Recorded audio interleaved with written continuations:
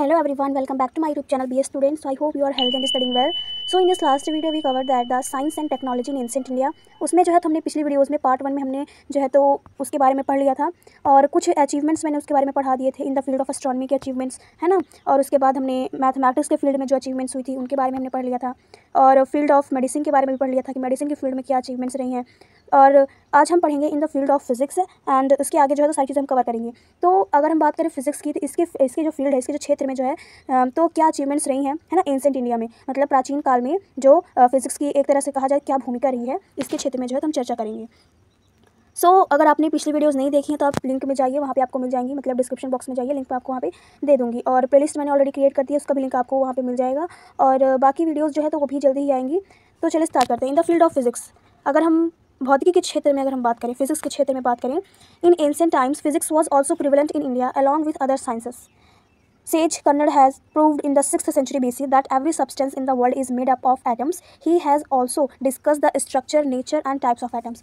तो यहाँ पे कहा जा रहा है कि प्राचीन काल में भारत में और जो साइंसेस थी ना, उनके साथ साथ फिजिक्स भी बहुत ही ज़्यादा एक तरह से कहा जाए तो प्रिवेलेंट थी, मतलब एक तरह से कहा जाए बहुत ही प्रचलित थी। और सेज कन्नड़ यहाँ पे कणाद दिया गया है कि मतलब ऋषि जो कणाद थे उन्होंने 6ठी शताब्दी ईसा पूर्व में ये सिद्ध कर दिया था कि संसार का एक तरह से बोला जाए सभी पदार्थ, जितने भी सब्सटेंस है, एवरी सब्सटेंस अगर बात करें तो जितने भी पदार्थ हैं वो सब एटम से बने हुए। बोल रहे हैं कि जितने भी every substance in the world made up of atom, संसार में जो भी वस्तुएं हैं, जो भी चीज़ें, हर एक चीज़ जो है तो एटम से मिलकर बनी हुई हैं। He has also discuss the structure, nature and types of atom, और इन्होंने जो है तो एटम्स के जो भी स्ट्रक्चर हैं और इसकी जो भी मतलब संरचना है और जो भी इसका नेचर है, उसकी प्रकृति है और इसके जो टाइप्स हैं, उन्होंने ये सारी चीज़ों को जो है तो एक्सप्लेन से बताया है। इन्होंने इसके बारे में भी डिस्कस किया है फिजिक्स की अगर बात करें उस टाइम पे, एंशिएंट टाइम पे।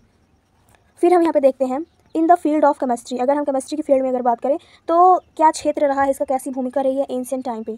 तो there are 44 books on chemistry written in Sanskrit language in ancient and medieval times. तो यहाँ पे बताया गया है कि प्राचीन और मध्यकाल में संस्कृत भाषा में अगर बात करें तो यहाँ पे एंशिएंट एंड मेडिएवल टाइम पे जो है ना तो 44 बुक लिखी गई थी केमिस्ट्री की, जो कि संस्कृत भाषा में लिखी गई थी। और यहाँ पे बताया गया कि Nagarjuna 10th century has written book named Rasa Ratnakara. यहाँ पे बताया गया है कि जो नागार्जुन 10वीं शताब्दी के रसायन विज्ञान पर रस रत्नाकर नाम की एक पुस्तक लिखी। तो कौन लिखा? नागार्जुन ने 10th सेंचुरी में कौन सी बुक लिखी? तो रस रत्नाकर बुक लिखी। किस क्षेत्र में? रसायन के विज्ञान के क्षेत्र में, है ना। तो ये यहाँ पे बताया गया है। फिर on chemistry experiments of making mercury compounds are given in this book. Nagarjuna used animal and plants elements and acids and minerals to make Sanjeevani from mercury। और यहाँ पे ये कहा जा रहा है और आगे थोड़ा सा पढ़ लेते हैं। He used to melt diamonds, metals and pearls in plant made acids. Apart from Nagarjuna, the name of great chemist Vrinda of India is also noteworthy।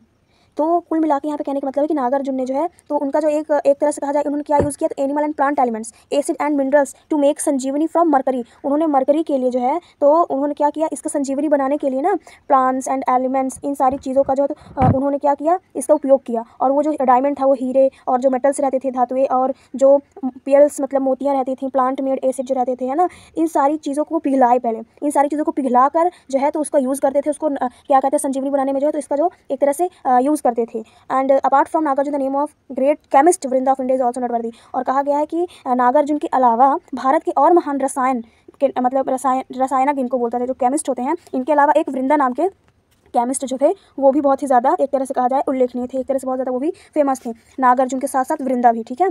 He has written book on medicine and chemist called Siddha Yoga. और उन्होंने चिकित्सा और रसायन विज्ञान पर सिद्ध योग नामक एक पुस्तक लिखी थी।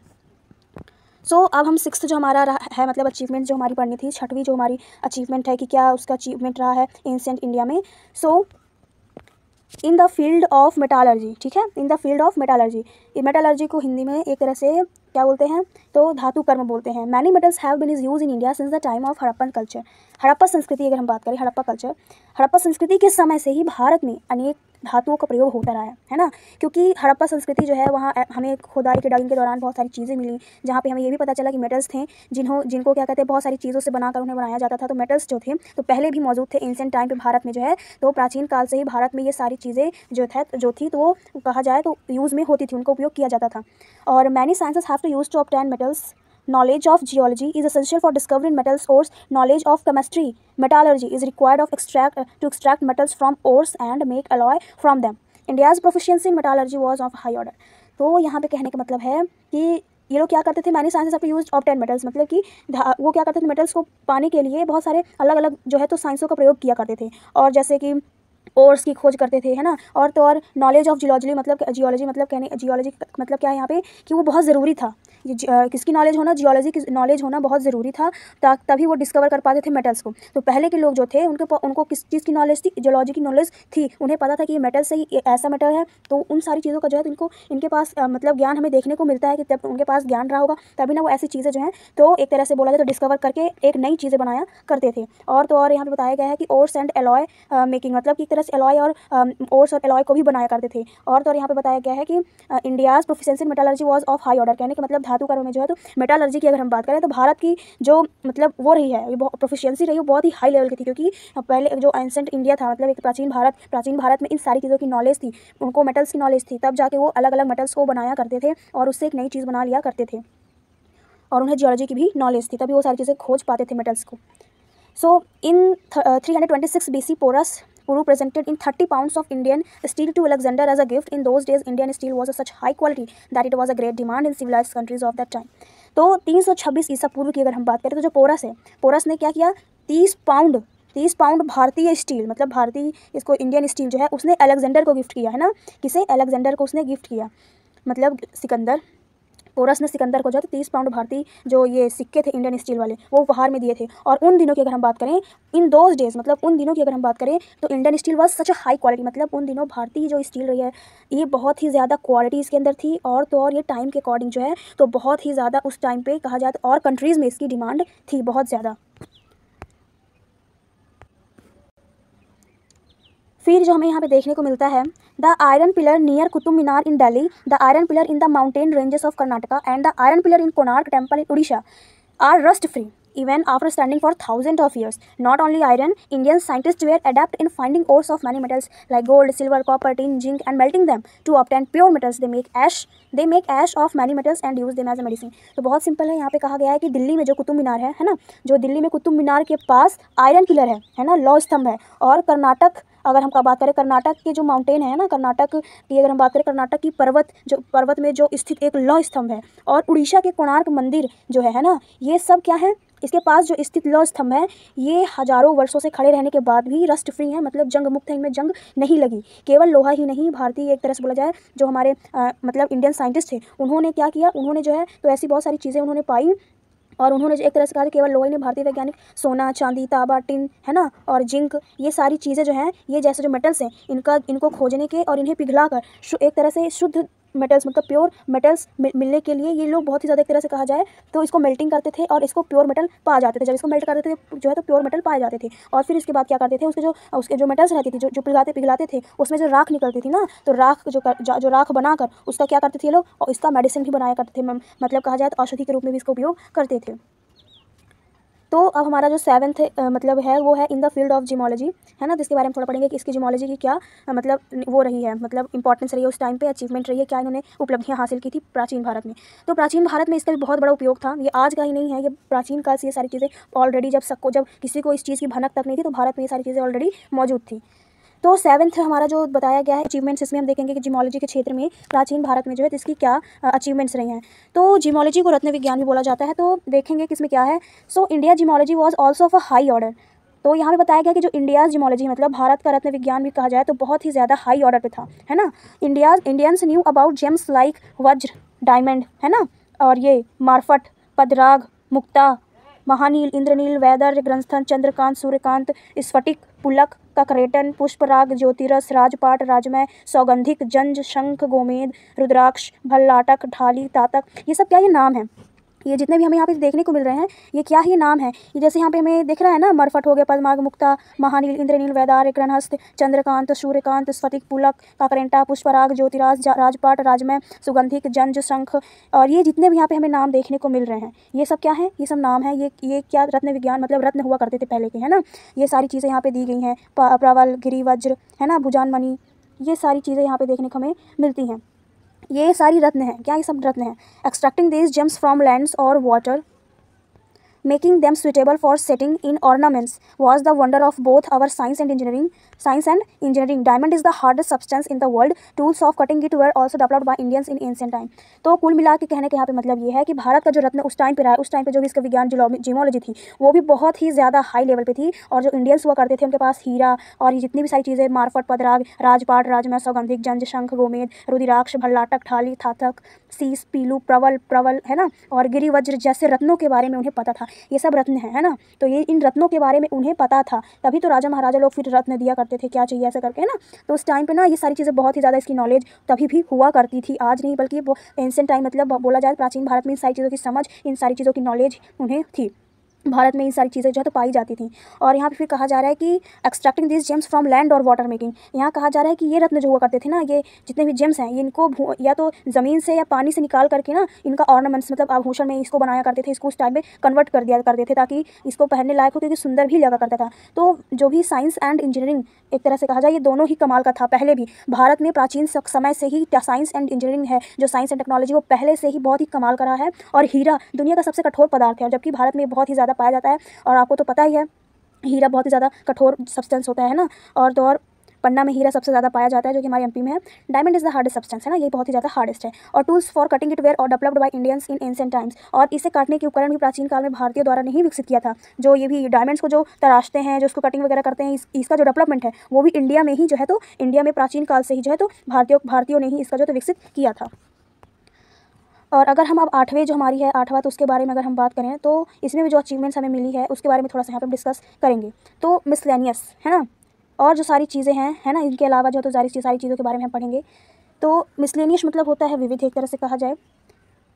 Apart from this India was ahead of Europe in ship building till the medieval period. अब यहाँ पे कहा गया है कि इसके अलावा अगर हम बात करें तो India was ahead of Europe in ship building, ये शिप बिल्डिंग करते थे मेडिएवल पीरियड में, मतलब मध्यकाल तक भारत में जहाज का जो निर्माण रहा है वो यूरोप से आगे था, यूरोप से बहुत ही ज़्यादा आगे था। और तो और India had achieved extraordinary skill in textile manufacturing, centuries ago more than 100 colours were use to dye clothes in India.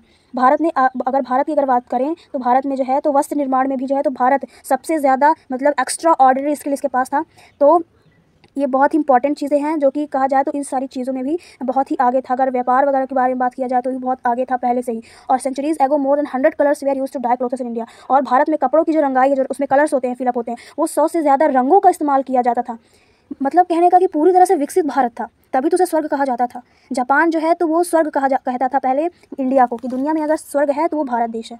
लेकिन आज की स्थिति ऐसी हो गई है कि इसकी मनोदशा पूरी तरह से बदल गई है।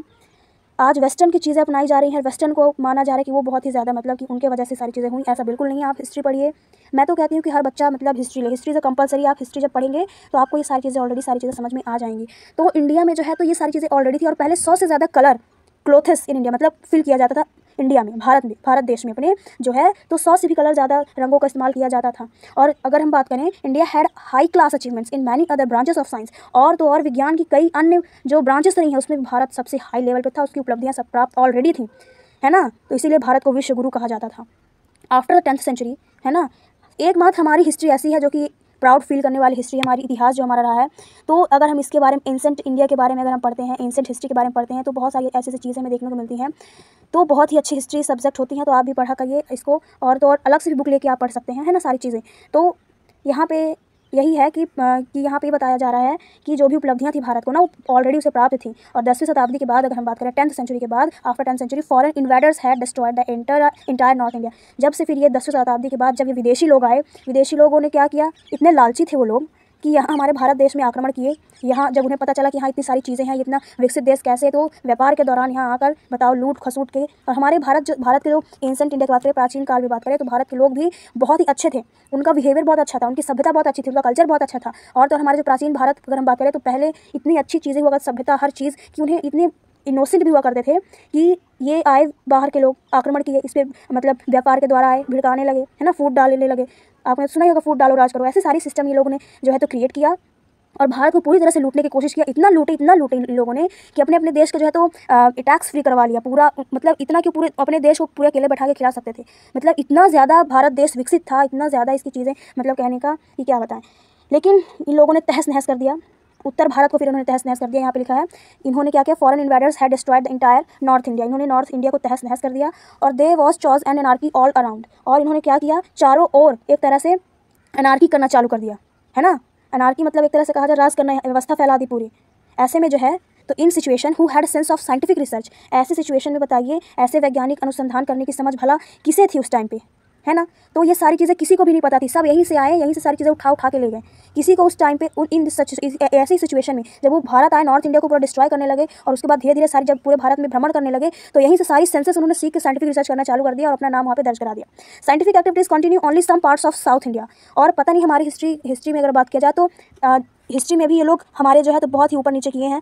इन्होंने जो भी चीज़ें हैं तो वहाँ सबसे पहले इस तरीके से हिस्ट्री इन्होंने लिखवाई है, जो आज हम कई हिस्ट्री पढ़ते हैं, कुछ हिस्ट्री जो हमारी है तो बुक्स वगैरह पढ़ते हैं, तो ये जो मतलब कहा जाए तो स्वतंत्रता के पहले से जो लोग रहे हैं, जो विदेशी आक्रमणकारी आए थे, जो भी थे, तो उन लोगों ने क्या किया, अंग्रेजों ने कुछ हिस्ट्री अपने से जो है तो क्रिएट करना चालू कर दी, अपने हिसाब से उसमें बदलाव करना भी चालू कर दिए थे। तो सही हिस्ट्री हमें ढूंढ पाना भी कभी कभी मुश्किल हो जाता है कि सही इतिहास हमारा क्या है, वरना अगर हम अपनी सही इतिहास के बारे में पढ़ना चालू कर दें तो आपको ऐसी ऐसी चीज़ें देखने को मिलेंगी।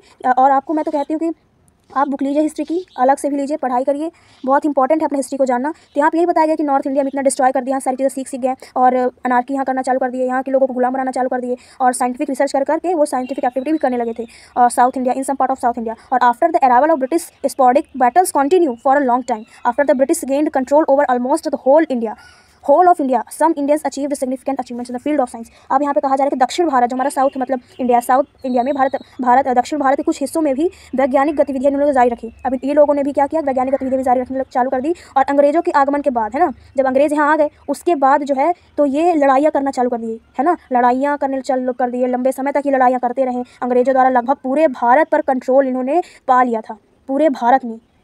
और कुछ भारतीयों ने विज्ञान के क्षेत्र में महत्वपूर्ण उपलब्धियां हासिल की थी।